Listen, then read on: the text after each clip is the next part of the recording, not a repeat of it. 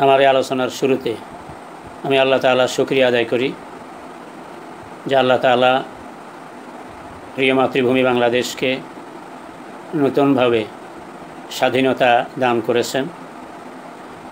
শুকরিয়া জানাই এই নতুন স্বাধীনতা আন্দোলনে জীবন উৎসর্গকারী স্নেহের ছাত্র ও প্রিয় দেশবাসী জনতাকে। দোয়া করি এই স্বাধীনতা সংগ্রামে যে সকল মুমিনিন মুমিনাত জীবন দিয়েছেন, আল্লাহ তাআলা তাদের এই জীবন দেয়াকে শাহাদাত হিসেবে কবুল করুন, জান্নাতে তাদেরকে সর্বোচ্চ মর্যাদা দান করুন। এই আন্দোলনে যারা চোখ হারিয়েছেন, অঙ্গ প্রত্যঙ্গ হারিয়েছেন, আহত হয়েছেন, জখম হয়েছেন, এখনও সুস্থ হননি, দোয়া করি আল্লাহ এর বিনিময়ে তাদেরকে দুনিয়া আখেরাতে জাযায়ে খায়ের দান করুন এবং তাদেরকে শেফায়ে আজেল কামেল দান করুন। সেই সঙ্গে দেশের এই আগোছালো অবস্থায় যারা মাতৃভূমি বাংলাদেশের শাসন ভার গ্রহণ করেছেন, তাদের সুস্বাস্থ্য এবং সততা ও যোগ্যতার সঙ্গে যথাসময়ে যথাযথ ব্যবস্থা নিয়ে দায়িত্ব পালনের আল্লাহ তাআলা তৌফিক দান করুন, এই দোয়া করছি। সেই সঙ্গে আমার আজকের আলোচনায় বাংলাদেশের সকল শ্রেণীর মানুষের রাহবার বাংলাদেশ জামাত ইসলামীর মহতারাম আমির ডাক্তার শফিকুর রহমান সাহেব এবং ইসলামী আন্দোলন বাংলাদেশ এর সম্মানিত আমির চরমনাই পীর সাহেব হুজুর আতাল্লাহু উমরাহুমা বারাকাল্লাহু ফি হায়াতিহিমা। আজকে বাংলাদেশের যে অবস্থা, এই অবস্থা সম্পর্কে আমাদের সম্মানিত দুই রাহবার আপনারা আমার চেয়ে অনেক অনেক বেশি জানেন এবং রাজনীতির ময়দানে ধর্মীয় কাজে আপনারা অনেক অগ্রগামী, এটা আমি অকুণ্ঠ চিত্তে স্বীকার করছি। তারপরও অনেক সময় দেখা যায় বিভিন্নমুখী ব্যস্ততার কারণে কিছু কিছু বিষয় অনেকেরই যথাসময়ে খেয়ালে আসে না, ছোটরাও অনেক সময় মনে করে দিতে হয়। সেই কারণে আমি অধম আজকে আপনাদের বাংলাদেশ জামাত ইসলামীর মহতারাম আমির এবং চরমনাইয়ের মহতারাম পীর সাহেব হুজুর আপনাদের মাধ্যমে উভয় সংগঠন এবং দেশপ্রেমিক জনগণের কাছে যে আবেদনটুকু আমি করতে চাই সেটা হলো, বাংলাদেশের বর্তমান যে অবস্থা, এই অবস্থায় বাংলাদেশের ইসলামী আন্দোলনগুলোর মধ্যে সবচাইতে বড় এবং দেশব্যাপী যেই দুটো সংগঠন, তার মধ্যে সাংগঠনিকভাবে জনশক্তির দিক থেকে জামাত ইসলামী এক নম্বরে আছে নিঃসন্দেহে, দ্বিতীয় নম্বরেই আছে চরমনাই পীর সাহেব হুজুর আপনার ইসলামী আন্দোলন নামক এই সংগঠন। আমার আজকের আলোচনার মূল বিষয় হলো কিভাবে করবেন, কোন পন্থায় করবেন সেটা আপনারা আমার চেয়ে ভালো বোঝেন। কিন্তু আমি যেহেতু গ্রামে বসবাস করি, আমি যেমন একজন সাধারণ মানুষ, অন্যান্য সাধারণ মানুষের সঙ্গে আমার আলোচনা হয়। সকল শ্রেণীর দেশপ্রেমিক মানুষ অন্তর থেকে কামনা করে যে বাংলাদেশের ইসলামী সংগঠনগুলোর মধ্যে ঐক্য হোক, তারা আমাদের নেতৃত্ব গ্রহণ করুক। আমি জনগণের সেই দাবিটাই আপনাদের খেদমতে পেশ করার জন্য আজকে এই আলোচনায় আসলাম। আপনাদের দুইজনকেই আমি সম্বোধন করে বিনয়ের সঙ্গে বলবো। প্রথমে পীর সাহেব হুজুর, আমি আমার এই আলোচনায় আসলাম এই জন্য যে কোরআনে কারিমে আল্লাহ তাআলা বলছেন, লা তাজিদান্না আসাদ্দান্নাসি আদাওয়াতাল লিল্লাযিনা আমানুল ইয়াহুদা ওয়াল্লাযিনা আশরাকু। সূরা মায়েদার এই 82 নম্বর আয়াতে আপনারা ভালো করেই জানেন, আমি শুধু স্মরণ করিয়ে দিচ্ছি, আপনারা জানেন না এই জন্য আমি জানাইতেছি, নাউজুবিল্লাহ, এই বেয়াদবি আমি করছি না। আমি শুধু স্মরণ করিয়ে দিতে চাই যে এই আয়াতিতে আল্লাহ তাআলা দুইটা জাতিকে মুসলমানদের সবচাইতে চরম শত্রু হিসেবে বর্ণনা করেছেন। এর মধ্যে একটা হলো ইহুদি জাতি আর একটা হলো মোশরিক জাতি। বিশ্বের একমাত্র ইহুদি জারজ রাষ্ট্র ইসরায়েল, তারা কিভাবে একটা রাষ্ট্র মুসলমানদের উপর নির্যাতন করতেছে সেটা আমার চেয়ে আপনারা বেশি জানেন। এবং তাদের গোয়েন্দা সংস্থা মোসাদ সারা পৃথিবীতে ছড়িয়ে আছে, বাংলাদেশেও আছে তাদের কাজ। আর মোশরিক রাষ্ট্র হিসাবে আমাদের পাশে যেই ভারতের গোয়েন্দা সংস্থা এরা একে অপরের সহযোগী হইয়া কাজ করে। এখনও ইসরায়েল এবং ভারত একে অপরের বন্ধু, কারণ হবে না কেন, আল্লাহর ঘোষণা তো। অতএব যেই ইসরায়েল এবং ভারত, যাদের গোয়েন্দা সংস্থা মোসাদ এবং এরা গোটা পৃথিবীতে মুসলমানদের বিরুদ্ধে যত রকমের চক্রান্ত ষড়যন্ত্র নানা কলা কৌশলে নিচ্ছে। আমি আপনাদেরকে স্মরণ করিয়ে দিচ্ছি যে বাংলাদেশে বিডিআর বিদ্রোহের নামে ফিলখানা হত্যাকাণ্ডে বাংলাদেশের যেই চৌকস সেনাবাহিনী অফিসারদেরকে হত্যা করা হলো, এরপরে স্বাধীনতা বিরোধী মানবতা বিরোধী ট্যাগ লাগিয়ে জামাত ইসলামের নেতৃবৃন্দকে মিথ্যা মামলায় তাদেরকে শহীদ করা হলো।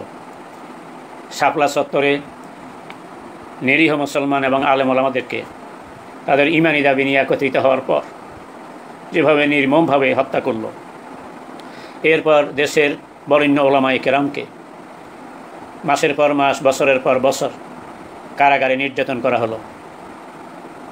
আমি ওই রকম বড় মাপের আলেম নই এবং আমি কোনো রাজনৈতিক দলের কোনো নেতাও না হওয়ার কারণে, যেহেতু আমি ছোট মানুষ, সে কারণে আমাকে জেল খাটতে হয়েছে মাত্র 100 দিন। আর আজও সেই মামলা শেষ হয়নি, সেই 2015 থেকে। এগুলি আপনারা আমাদের দুই মহান রাহবার ভালো করে জানেন। এরপরে শেখ মুজিবুর রহমানকে এমনভাবে গোটা জাতির উপর চাপিয়ে দেওয়া হলো যেন শেখ মুজিবুর রহমান এই দেশের জন্য রাজনৈতিক নবী। নবীকে গালি দিলে কোনো শাস্তি নেই, আল্লাহর কোরআনের বিরুদ্ধে কথা বললে কোনো শাস্তি নেই, আলেমদেরকে গালিগালাজ করলে কোনো শাস্তি নেই। মুফতি আল্লামা শফি রহমতুল্লাহ আলাই চট্টগ্রামের এই বৃদ্ধ প্রবীণ আলেমকে হেয় করিয়া যে সংসদে শেখ হাসিনা যেইভাবে তুচ্ছতায় ছিল্ল করল এবং যেই বিশ্রী ভাষা ওনার নাম উচ্চারণ করল, তাতে কোনো অপরাধ হইল না। কিন্তু শেখ মুজিবুর রহমানের ব্যাপারে কেউ যদি কোনোভাবে একটা শব্দ তার বিপক্ষে, তার কোনো ত্রুটি নিয়ে আলোচনা করছে, তার বিরুদ্ধে অ্যাকশন শুরু হয়ে গেল। তার মানে যেন শেখ মুজিবকে রাজনৈতিক নবীর মর্যাদা দেওয়া হলো। এবং প্রত্যেকটা শিক্ষা প্রতিষ্ঠানে এবং সমস্ত প্রশাসনের লোক যে কোনো জায়গায় তারা শেখ মুজিবের নাম তো নিতেই হবে, এবং সেটা নিতে হবে বাধ্যতামূলকভাবে। আর শুধু শেখ মুজিব নয়, শেখ মুজিবের স্ত্রী মারা গেল, শেখ মুজিবের সন্তান নাবালেগ অবস্থায় যে মারা গেছে, তারও মৃত্যুবার্ষিকী জন্মবার্ষিকী পালন করতে বাধ্য করা হইল। তার মানে যেন শেখ মুজিবকে এক রাজনৈতিক নবী বানানো হইল। এরপরে এইভাবে সকল ধরনের নির্যাতনের পরে যারা দেশে মাহফিল, তাফসির, ওয়াজ নসিহতের মাধ্যমে মানুষকে দ্বীনের দাওয়াত দেন, এই রকমের 116 জন দেশবরেণ্য বড় আলেমদের তালিকা করা হলো, যেখানে কাউমি, আলিয়া, জামাত ইসলামী এবং পীর মুরিদি লাইনের, তারপরে সুন্নি, ওহাবি, কোনো গ্রুপের কোনো একটা গ্রুপকেও বাদ দেওয়া হয়নি।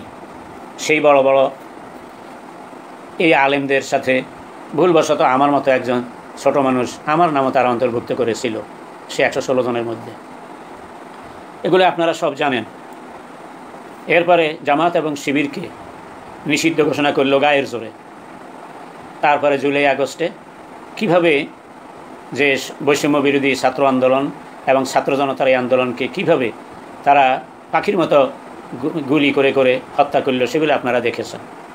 হয়তো বলবেন যে মাওলানা, এগুলো সব আমাদের জানা কথা, আপনি আবার নতুন করে আমাদেরকে শুনান কেন? পীর সাহেব হুজুর এবং মোহতারাম আমির জামাত আপনাদেরকে শুনেই না, শুধু স্মরণ করাই এটা যে এই সব ঘটনার কারণে আমাদের দেশের মুসলমানদের মন ক্ষতবিক্ষত। আমরা যারা সাধারণ মানুষ, আমরা যারা আপনাদেরকে মহব্বত করি, সম্মান করি, আমরা আপনাদের দিকে চেয়ে আসি যে আপনাদের নেতৃত্বে এই দেশের মুসলমানরা ঐক্যবদ্ধ হবে। সেই কারণে এই নতুন বিজয়ের পরও দেখা গেল যে এবং মোসাদ তারা বসে থাকেনি। তারা প্রধান বিচারপতি সহ হাইকোর্ট, সুপ্রিম কোর্টের বিচারপতিদেরকে দিয়ে জুডিশিয়াল কু করার চেষ্টা করলো। তারপরে সনাতন ধর্মের লোকদের সমাবেশ নাম দিয়া সেখানে দেখলাম যে অনেক বোরকা পরা মহিলাও গেছে। যেখানে মুসলমান নামের মুনাফিকরা বোরকার বিরুদ্ধে বক্তব্য দেয়, সেখানে হিন্দুদের সমাবেশের নাম দিয়ে সেখানে বোরকা পরিহিত মহিলাদেরকেও নেওয়া হইল। এবং হিন্দুদের সমাবেশে মুসলমানরাও সনাতন ধর্মের পর সেই ব্যানার ব্যবহার করিয়া প্রতি বিপ্লব ঘটানোর চেষ্টা করছে, সেটাও আপনারা জানেন। এরপরে আনসার বিদ্রোহের নামে আরেকটা প্রতি বিপ্লব করতে চাইছে, সেটাও আপনারা জানেন। এই অবস্থায় যেখানে প্রয়োজন ছিল আমাদের অন্তত ইসলামপন্থী যারা, তাদের ঐক্যবদ্ধ হওয়া, সেখানে দুইটি ঘটনা আমাকে সহ গোটা দেশবাসীকে প্রচণ্ডভাবে আঘাত করেছে। সেই কারণেই আজকে আপনাদের দুই রাহবারকে সম্বোধন করে আমি অধমের এই বক্তব্য। সেই দুইটা ঘটনা কি? একটা হলো যেই ছাত্র আন্দোলনে, বৈষম্যবিরোধী ছাত্র আন্দোলনে যারা সমন্বয়ক, সেই সমন্বয়কদের হাতে দুই গ্রুপের পক্ষ থেকে দুইবারে দুইটা বিতর্কিত বই, যেগুলো এই দেশের মুসলমানদের ঐক্যকে টুকরা টুকরা করে দেয়, এই রকমের দুই গ্রুপ থেকে দুইটা বই তাদেরকে উপহার দেওয়া হলো। আর সেটা এই সামাজিক মাধ্যমে গোটা দুনিয়াকে জানিয়ে দেওয়া হলো। আসলে এই দুইটা বইয়ের উপহার দেয়া আপনারা অনেকে হয়তো মনে করতে পারেন যে এটা তো একটা স্বাভাবিক ব্যাপার। না, এইটাই আমাকে আজকে আলোচনায় বাধ্য করেছে। বলবেন কেন বাধ্য করেছে? বাধ্য করেছে এই জন্য যে পীর সাহেব হুজুর মোহতারাম, প্রথমে আপনাকে লক্ষ্য করে বলছি, এই দেশে আপনার নেতৃত্বে যে ইসলামী আন্দোলন, চরমনায় পীর সাহেব হুজুর আপনাকে বলছি, আপনাদের সাথে অধিকাংশ কাওমি ওলামায়ে কেরাম জড়িত আছেন। কাওমি ওলামায়ে কেরামদের মধ্যে যারা রাজনীতি করেন, তাদের মধ্যে অনেকে আপনার সংগঠনের সাথে জড়িত আছেন। আর এই কাওমি আলেমদের মধ্য থেকেই একটা গ্রুপ সমন্বয়কদের একজনের হাতে ইসলামী আকিদা ও ভ্রান্ত মতবাদ এই নামের একটি বই তুলে দিয়েছে। যেই সময় প্রয়োজন জাতির ঐক্যের, সেই সময় জাতিকে বিভক্ত করার এই বইটি তুলে দিয়েছে। পীর সাহেব হুজুর আমাকে বদদোয়া করবেন না, বিনয়ের সাথে বলছি। আপনি হয়তো বলতে পারেন যে আমি কি করেছি? না, আপনি করেছেন এটা আমি বলি না।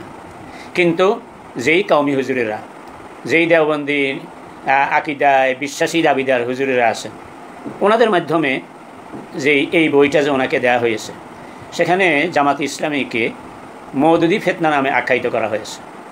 মাওলানা মওদুদি রহমতুল্লাহ আলাইকে একজন বাতিল আকিদা পোষণকারী ব্যক্তি হিসাবে দেখানো হয়েছে এই বইতে। বইটি আমার কাছেও আছে। আপনি বলবেন আপনি কী জন্য কিনলেন? আমি কিনছি, এখানে আমার প্রয়োজনীয় কথা আছে, আমার কিছু জানার বিষয় আছে, সেই জন্য আমি অনেক আগেই বইটা কিনছি। আর সেই বইটাই যখন দেখলাম যে সমন্বয়কের হাতে তুলে দেওয়া হলো, আমি প্রথমে আপনাকে বিনয়ের সঙ্গে বলবো, আমি খুব বড় আলেম না হইলেও আলহামদুলিল্লাহ যতটুকুন আল্লাহ তাআলা আমাকে এলেম দিয়েছেন, তাতে আমি আরেকদিন এই লাইভ আলোচনায় বলেছি, বইগুলোর একে একে নামও বলেছি।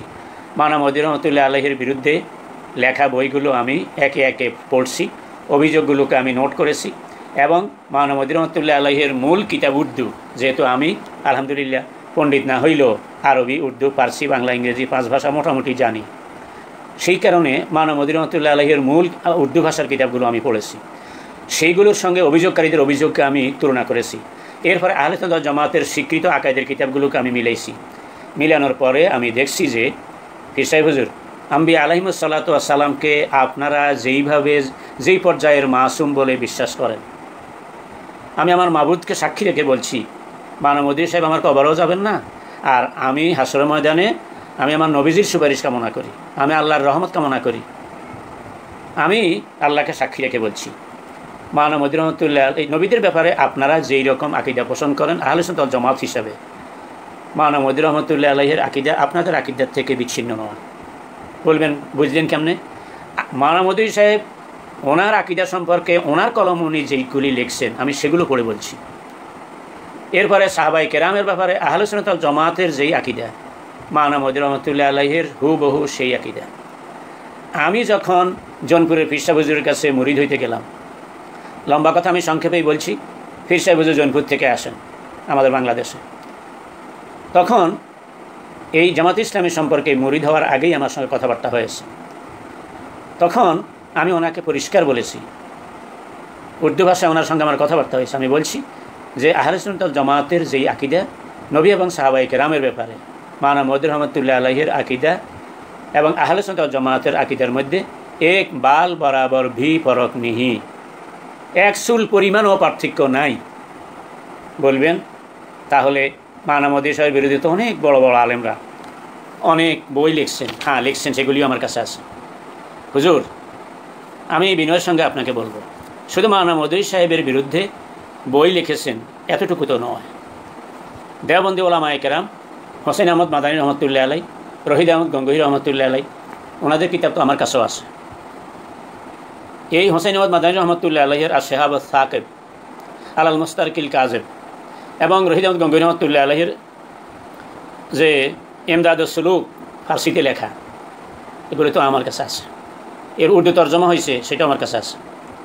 আমি এগুলো পড়েছি। আপনারা যদি দেওবন্দি ওলামায়ে কেরামের বিরুদ্ধে যেই আলেমেরা দেওবন্দের আলেমদেরকে কাফের বলে, মোনাফেক বলে, মোমেন বলে, এবং নবীর দুশ্মন, তারপরে আল্লাহর দুশ্মন, এবং এইভাবে নওজুবিল্লাহ অনেক মারাত্মক রকমের গালি দিয়ে যারা কিতাবগুলো লিখছেন, আমি কয়েকটা কিতাবের নাম বলি, এগুলো যদি আপনারা পড়েন তাইলে আপনারা দেখবেন। আল কাওকাবাত শেহাবিয়া ফি কুফরিয়াতে আবিল ওহাবিয়া, আর নাইয়ের শেহাবি আলা তাদলিসিল ওহাবি, আর সাহম শেহাবি আলা খেদাইল ওহাবি, কাওয়ার উল কাহার আলাল মুজাসসামাতিল ফুজ্জার, সাল্লুস সুয়ুফিল হিন্দিয়া আলা কুফরিয়াতিন বি আবাইল নাজদিয়া, আর নাদিরুল হায়েল লেকুল্লি জেলফিন জাহেল। এছাড়া আরও অনেকগুলো কিতাব এমন চরমভাবে ওলামায়ে দেওবন্দের বিরুদ্ধে ফতোয়া দেওয়া হয়েছে, আবার সেগুলোর জবাবও ওনারা দিয়েছেন। আমি সেই জবাবগুলিও পড়েছি। যেমনিভাবে মাওলানা মওদুদ রহমতুল্লাহ আলাইহির বিরুদ্ধে ফতোয়া দেওয়া হয়েছে এবং সেগুলির জবাবের উপরও কিতাব লেখা হয়েছে, আর আমি ওনার মূল লেখাগুলোকে মিলেইছি।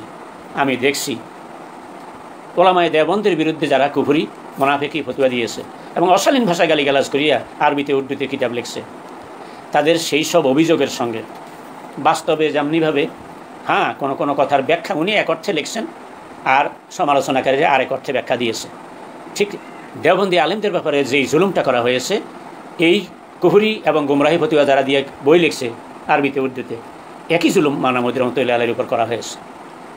সুতরাং সমালোচকদের এই ফতোয়া আর বই দেখিয়ে যদি আপনি মাওলানা মওদুদ রহমতুল্লাহ আলাইহির আকিদা বাতিল বলে মনে করেন, তাহলে এর সে আরও বেশি বাতিল বলে বিশ্বাস করতে হবে ওলামায়ে দেওবন্দের ব্যাপারে।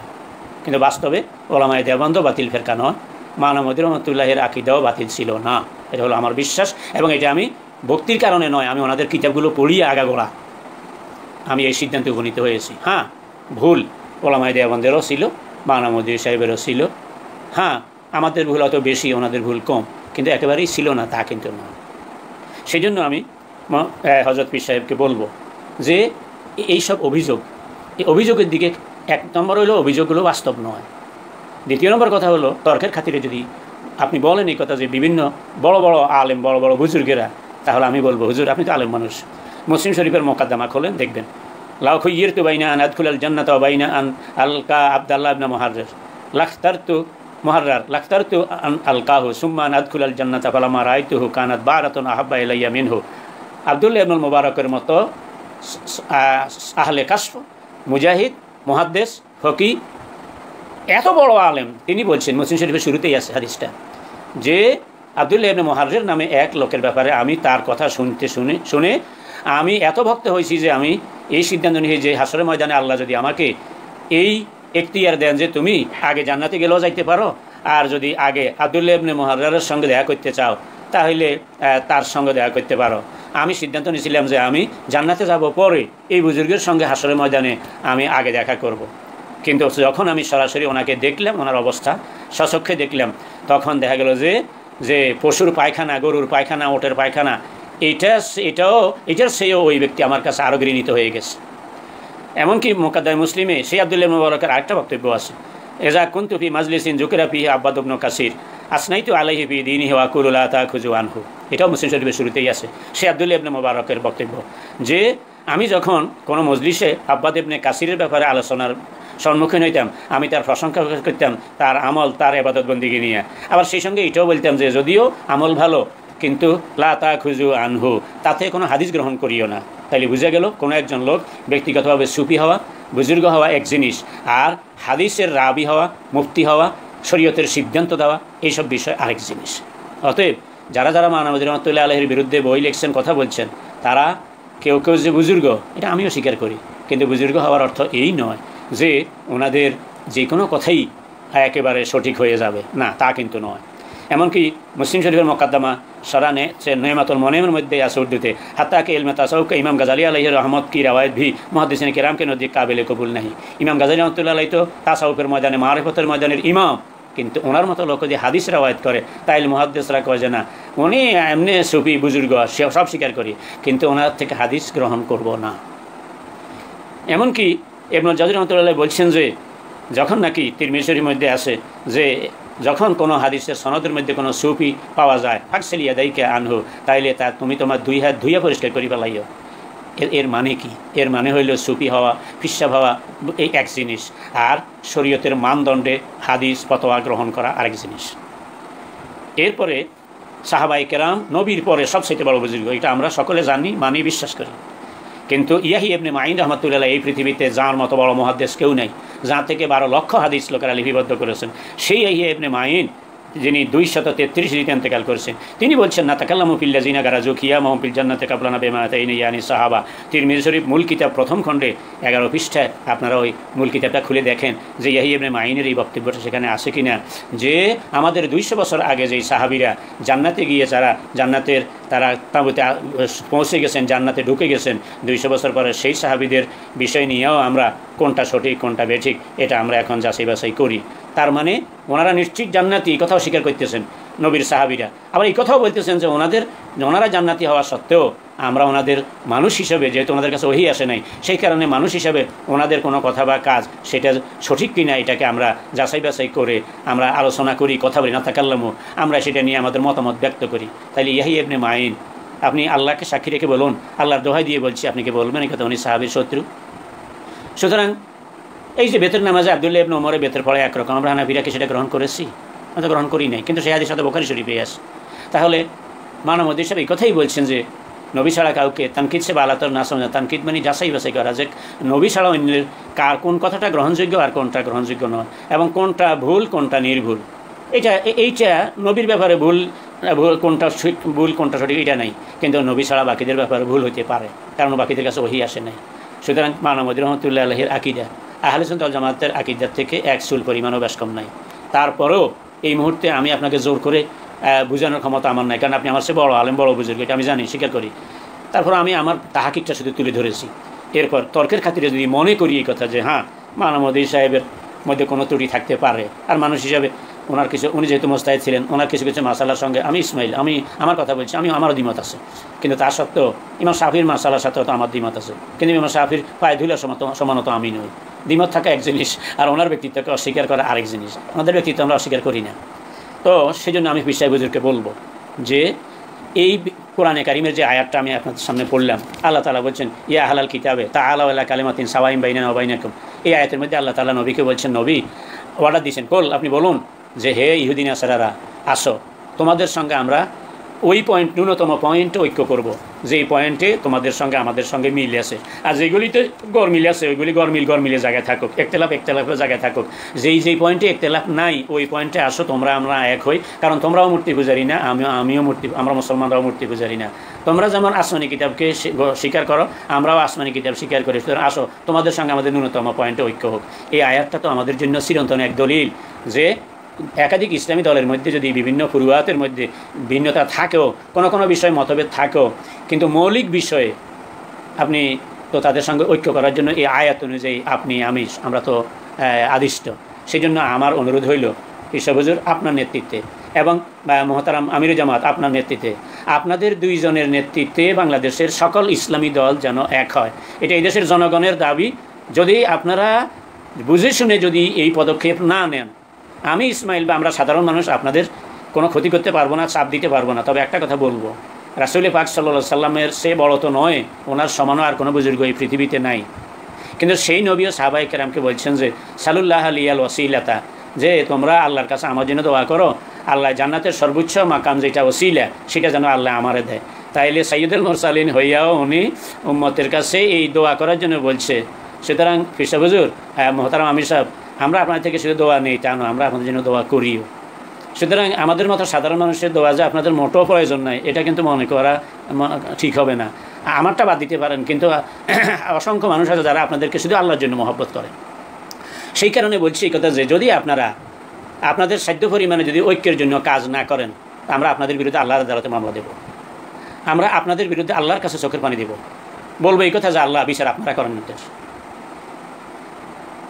এরপরে এই যে ইসলামী আকিদা ও ভ্রান্ত মতবাদ নামে যে বইটি কয়েকজন কওমি আলেমের মাধ্যমে সমন্বয়কের হাতে তুলে দেওয়া হয়েছে, আমি আপনার কাছে অনুরোধ রাখবো এই কথা যে যেহেতু আপনার সঙ্গে কওমি আলেমদের একটা গ্রুপের সম্পর্ক আছে, আপনি দয়া করে একটু তথ্য নেন যে র অথবা মোসাদের মাধ্যমে আমার জন্মে আলেম যে র এবং মোসাদ বাংলাদেশের এখন মানুষ যে ঐক্যবদ্ধ আছে ভারত বিরোধী সেন্টিমেন্টে, এটাকে নস্যাৎ করার জন্য র এবং মোসাদের মাধ্যমে তারা এই কাজটা করতে পারে বলে আমি একলা না, অনেক মানুষ এই কথা বলা বলি করে। আপনারা একটু দেখুন যে এই কওমি আলেমরা এরা কারা, এরা তলে তলে কোনো ভারতের দালাল কিনা।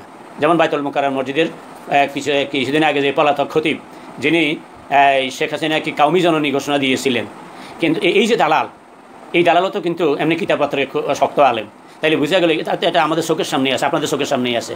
সুতরাং কওমি হইলে বাইতুল মুকাররমের খতিব হইলে উনি যে জিবরাইলের খালাতো ভাই তা কিন্তু নয়। অতএব এরা কারা, এদেরকে চিহ্নিত করুন, এবং এরাই ভারতের দালাল, এরাই রয়ের দালাল, এরাই মোসাদের দালাল, এদের থেকে সতর্ক থাকুন, এটা আপনার কাছে অনুরোধ। তা না হলে এরা আপনাকেও অসম্মান করতে পারে, আপনি অসম্মান হওয়া, আপনি কোনো জায়গায় ব্যর্থ হওয়া, যেহেতু আপনি ইসলামী আন্দোলনের নেতৃত্ব দেন, এটা আমাদের সকলের ব্যর্থতা। সেই জন্য আপনাকে অনুরোধ করব যে আপনার সঙ্গে যারা আছে এদের ব্যাপারে আপনি সতর্ক থাকেন, এবং যারা এই বিতর্কিত বই দিয়েছে সমন্বয়কের হাতে তারা কারা চিহ্নিত করুন, এবং এদেরকে কাছে আসতে দিবেন না, এদের পরামর্শ গ্রহণ করবেন না, এদের থেকে সতর্ক থাকবেন। এগুলো আপনার কাছে আমি অধমের বিনীত নিবেদন। এরপরে বাংলাদেশ জামাত ইসলামীর মহতারাম আমির, আমি বিনয়ের সঙ্গে আপনাকে বলছি যে 1977 সনের 6 ফেব্রুয়ারি ঢাকা বিশ্ববিদ্যালয়ের কেন্দ্রীয় মসজিদ থেকে যেই ছাত্রদের মাঝে শহীদি কাফেলার যাত্রা শুরু হয়েছিল, আমি অদম তখন থেকে ওই বছর থেকে সৈয়দ হোসেন আহমদ মাদানী রহমতুল্লাহ আলাইহি ওনার নামের সাথে লিখতেন লঙ্গে আসলাফ, লঙ্গে মানি ল্যাংড়া। উনি তো আজিজিয়ান কেচারি করিয়া লিখতেন যে পূর্ববর্তী বুজুর্গানে দিনের পথের এক ল্যাংড়া পথিক। আমি আজিজিন, আমি বাস্তবেই বলছি, আমি সেই লঙ্গের শিবির, সেই 77 থেকে। হ্যাঁ, জোরে চলার যোগ্যতা আমার নাই, বড় কোনো দায়িত্ব পালন করতে পারিনি, কিন্তু অন্ত খোঁড়াইয়া খোঁড়াইয়া হইল 77 সন থেকে আমি অধম একামতে দিনের এই সংগঠনের সাথে ছিলাম, এবং পরবর্তীতে একসময় শপথও নিয়েছিলাম এই ছাত্র সংগঠনে। সেজন্য প্রাণ থেকে আপনাকে মহব্বত করি, শ্রদ্ধা করি। আমার মাবুদ আমার মনের খবর জানে।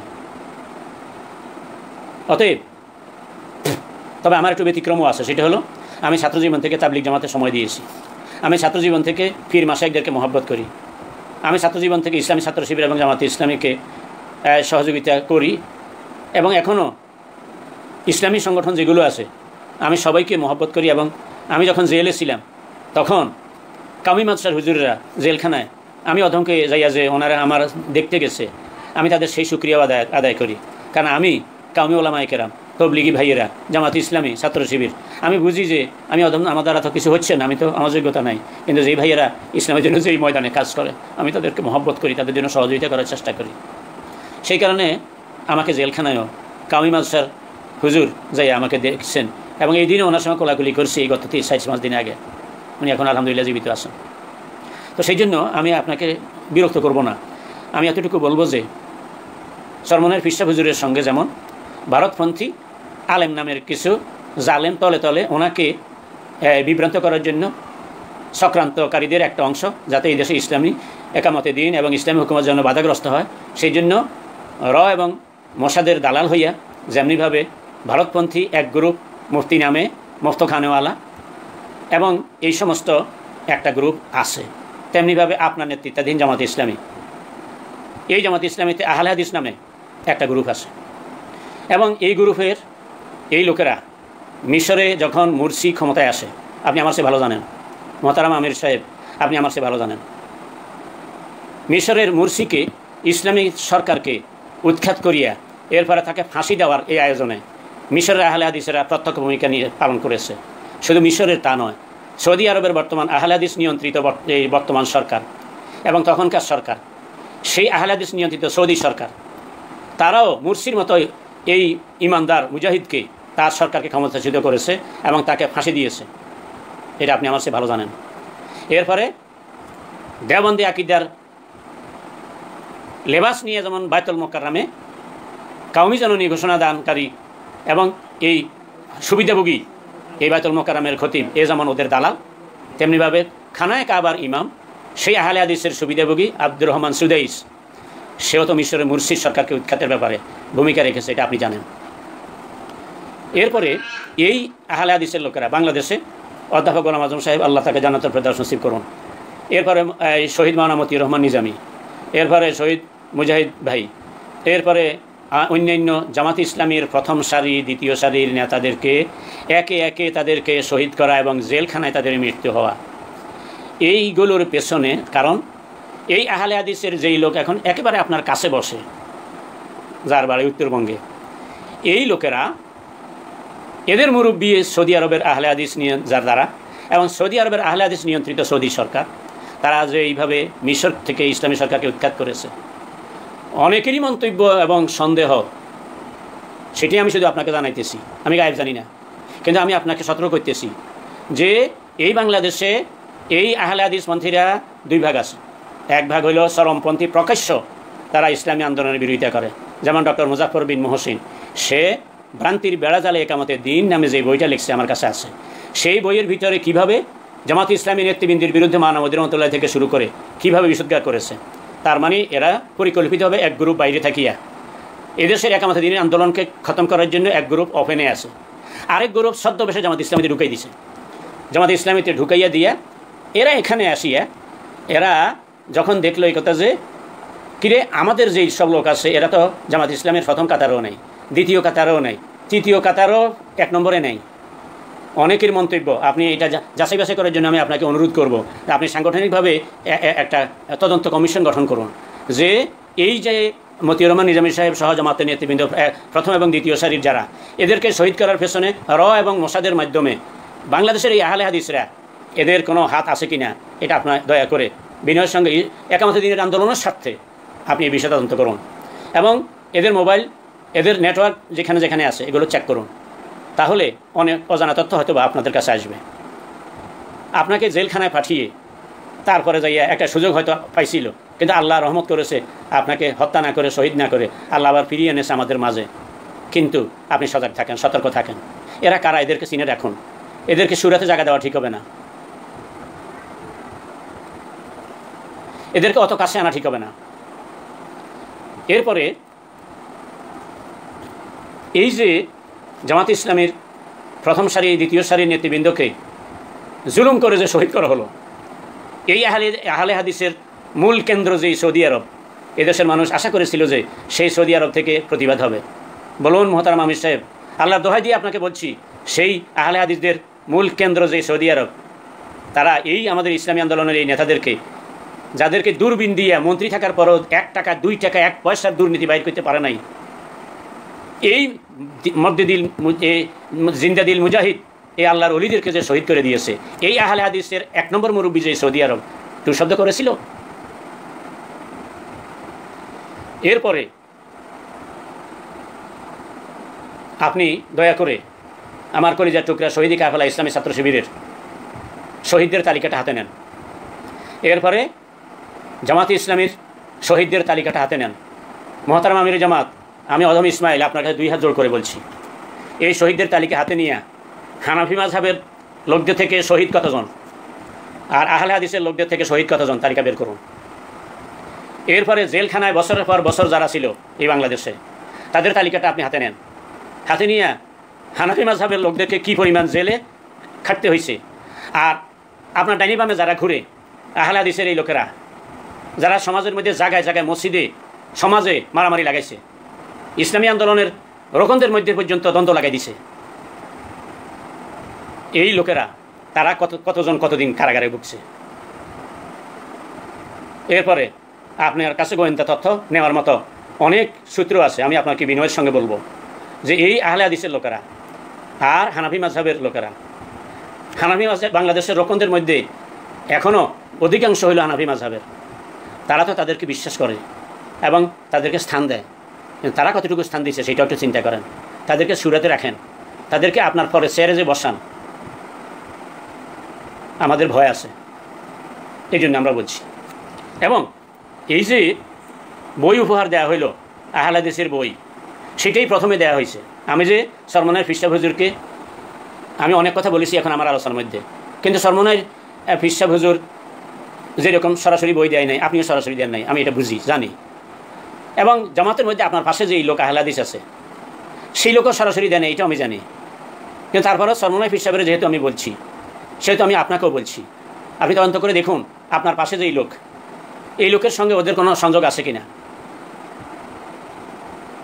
সরমনের ফিরসাহকে যেরকম অনুরোধ করছি, হাত জোড় করি, আপনাকেও হাত জোড় করে অনুরোধ করি, আপনি তথ্য নেন যে এরা কারা, এদের সঙ্গে আপনার পাশে বসা লোকটার সম্পর্ক আছে কিনা। এবং সেই লোকটার একটা গ্রুপ যেভাবে তৈরি করা হয়েছে, এদের ব্যাপারে আপনি সচেতন থাকেন। আপনি সরল মানুষ, আল্লাহওয়ালা মানুষ, কিন্তু মহতারাম বড় ভাই, সব জায়গায় যদি আমরা যদি সরল হই তাহলে আপনি সরল হওয়া চলে, কিন্তু আমরা তো সরল না, আমরা তো গরল। আমরা তো ছদ্মবেশে, যেরকম মসজিদের মধ্যে জুতা চুরি হয়, লোকেরা বলে এই কথা যে মুসল্লিরা জুতা চুরি করে, আল্লাহর কসম মুসল্লিরা জুতা চুরি করে না, বরং জুতা চোরেরা মুসল্লির বেশ ধরে। অনুরূপভাবে আমার শহীদি কাফেলা ইসলামী ছাত্র শিবির এবং জামাত ইসলামীর কর্মীদের ব্যাপারে যে কোনো আলেম মাঝে মধ্যে তারা খুব কষ্টদায়ক কথা বলেন যে এরা বেয়াদব, বেআমল, উচ্ছৃঙ্খল, কিন্তু ইসলামী ছাত্র শিবিরের কোনো কর্মী, জামাত ইসলামীর সত্যিকার কোনো কর্মী বেয়াদব নয়, বেআমল নয়, উচ্ছৃঙ্খল নয়, বরং ইসলামী ছাত্র শিবির এবং জামাত ইসলামীর লেবাস ধরিয়া আহলে হাদিসে যারা ঢুকছে, এরা বেয়াদব, এরা বেআমল, এরা হইল উচ্ছৃঙ্খল। এদের কারণে আমার কলিজার টুকরা শহীদি কাফেলা এই সংগঠনকে গালি শুনতে হয়। সুতরাং শেষ কথা আমি বলবো আপনাদের কাছে, এটা সরমনের ফিরসাহ হুজুর এবং মোহতারাম আমির জামাত, আপনার দুইজনের কাছে আমার শেষ কথা।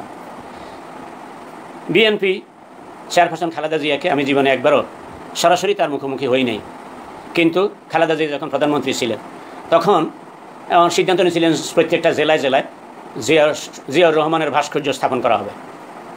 তখন মতিউর রহমান নিজামী শহীদ, তিনি মন্ত্রী ছিলেন, উনি খালেদা জিয়াকে বুঝাইছেন, কিন্তু খালেদা জিয়ার দলের নেতাদের কথা শুনিয়া নিজামী সাহেবের কথা উনি গ্রহণ করেন নাই। না করার পর উনি বাইতুল মোকাররমের মরহুম খতিব ওবায়দুল হক সাহেব, আল্লাহ পাক তাকে জান্নাতুল ফেরদাউস নসিব করুন, উনি তো নিজামী সাহেবের ওস্তাদ ছিলেন। আমি একেবারে জেনে বুঝে বলছি যে সাইদি সাহেব ছিলেন ওয়াজের ময়দানে বড়, কিন্তু আলেম হিসেবে আমি একেবারে 100% নিশ্চিত দিয়ে বলতে পারি যে সাইদি সাহেবের সেই নিজামী সাহেব আলেম হিসেবে বড় আলেম ছিলেন, সাইদি সাহেবের সেই বড় আলেম ছিলেন। আমি নিজামী সাহেবকে ভালো করে চিনছি।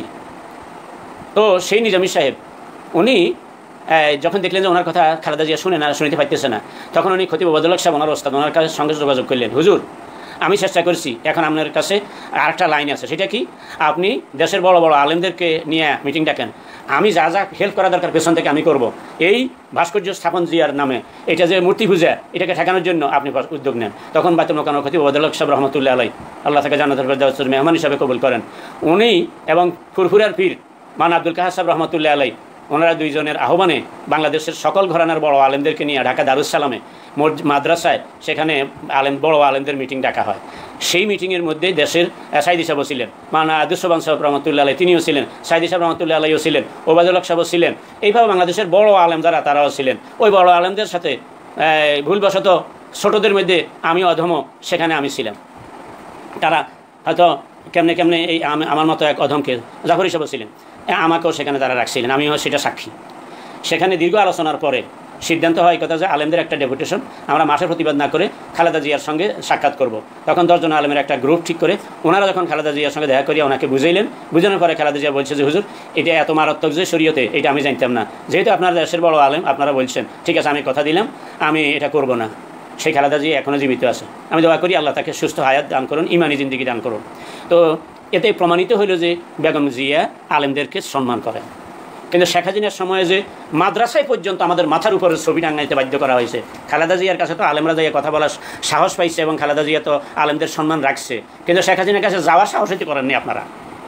সেই কারণে সরমান হুজুরকে বলবো এবং মহতারাম আমির জামাতকে বলবো যে আপনারা বিএনপির সঙ্গে আপনাদের যে আন্দোলনের থেকে আলাদা হওয়া, এটাকে পুনর্বিবেচনা করুন। আমি বলিনি, আমি কোনো সিদ্ধান্ত দিই না এই জন্য যে আমি কোনো রাজনৈতিক নেতা না, কিন্তু আমি একজন আপনাদেরকে মহব্বত করি বিদায়, এবং আমি দেশে ইসলামপন্থীদের হেফাজত হোক এটা চাই, ইসলামী হুকুমত চাই, অন্তত হুকুমত যদি নাও পরিপূর্ণ না হয় তাহলে অন্তত ইসলামপন্থীদের হেফাজত হোক, আমি এটা চাই বিদায় আপনাদেরকে বলবো যে এক জালিম হটাইয়া আরেক জালিম চাই না, এই রকমের ভাষা প্রয়োগ ঠিক হবে কিনা চিন্তা করার জন্য বলছি। আর সেই সঙ্গে বিএনপির মহাসচিব, আপনি প্রবীণ রাজনীতিবিদ, আপনি যারা স্বাধীনতায় বিশ্বাস করে না তাদের সঙ্গে ঐক্য হতে পারে না, এই যে কথা, এই কথা তো আওয়ামী লীগের কথা, আপনার মুখে আসলো কেমন এটা? সুতরাং বিএনপির মহাসচিব মহোদয়, আপনি যদিও আমার আলোচনার শিরোনামে আজকে নাই, কিন্তু আপনার দলের লোকেরা আমার এই আলোচনা দেখে, আপনাকেও বলছি যে আওয়ামী লীগের আমলে মায়ের আপনারাও কম খান নাই। সুতরাং ভবিষ্যতের কথা চিন্তা করুন। মহতারাম আমির জামাতকে বলছি, সরমনের ফিরসা হুজুরকে বলছি, বিএনপি মহাসচিবকে বলছি, আমরা সাধারণ লোকেরা কথা কইলে এটা তেমন আলোচনা হয় না, কিন্তু আপনাদের প্রত্যেকটা শব্দ দাঁড়ি কমা সহ এগুলো নিয়ে আলোচনা হয়। সুতরাং আপনারা কথা বলার আগে আমাদের সে একটু বেশি ভাবতে হবে, এটা আপনাদের কাছে আমাদের দাবি। অতএব এই জামাত ইসলামী এবং ছাত্র শিবির যারা আছেন, আমি আপনাদেরকে বলবো যে এই মাসা শফিকুল্লাহ সাহেব, এই বা তারেক মনোয়ার ভাইয়ের আব্বা যিনি ছিলেন মাসা শফিকুল্লাহ সাহেব, আল্লাহ ওনাকে জান্নাতুল ফেরদাউসের মেহমান হিসাবে কবুল করুন। আমার যে কি মায়া করতেন, সেই মাসা শফিকুল্লাহ সাহেব সহ প্রথমে আইডিএল নামে 6 জন হয়েছেন, এরপরে যাইয়া 10 জন, এরপরে যাইয়া 18 জন, কিন্তু এরপরে 3 দলের দেখা শেষ, দেশ গড়বে এবার জামাত ইসলামী বাংলাদেশ, এই কথা কইয়া আলাদা নির্বাচন করিয়া যে 3 সিট পাইছেন সেটাকে ভুলে গেছেন।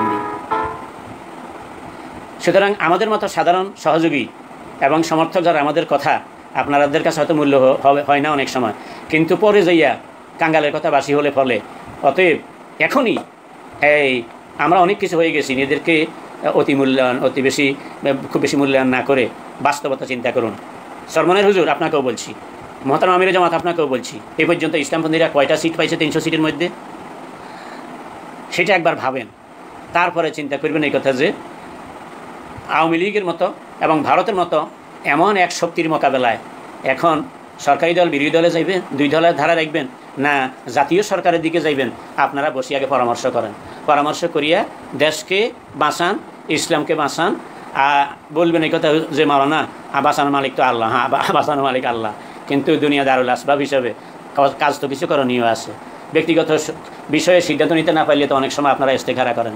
সুতরাং জাতির ব্যাপারে বিএনপি থেকে আপনারা আলাদা হবেন না বিএনপিকে সাথে নিয়ে সামনে আগাইবেন? ইসলামের জন্য কোনটা ভালো হইবে এই ব্যাপারে ইস্তেখারা করুন, ইস্তেখারা করে সিদ্ধান্ত গ্রহণ করুন। আমি আপনাদের বিরক্ত করছি, এই জন্য আবারও ক্ষমা চেয়ে আমার সকল দর্শক শ্রোতা ভাই বোনদেরকে আন্তরিক মোবারকবাদ জানিয়ে, আমার কথা যদি কেউ মনে কষ্ট পেয়ে থাকেন আমি আপনাদের কাছে ক্ষমা চেয়ে আমি আমার বক্তব্য শেষ করছি। সুবহানাকা আল্লাহুম্মা ওয়া বিহামদিকা আশহাদু আল্লা ইলাহা ইল্লা আনতা আস্তাগফিরুকা ওয়া আতুবু ইলাইক। আসসালামু আলাইকুম ওয়া রাহমাতুল্লাহি ওয়া বারাকাতুহু।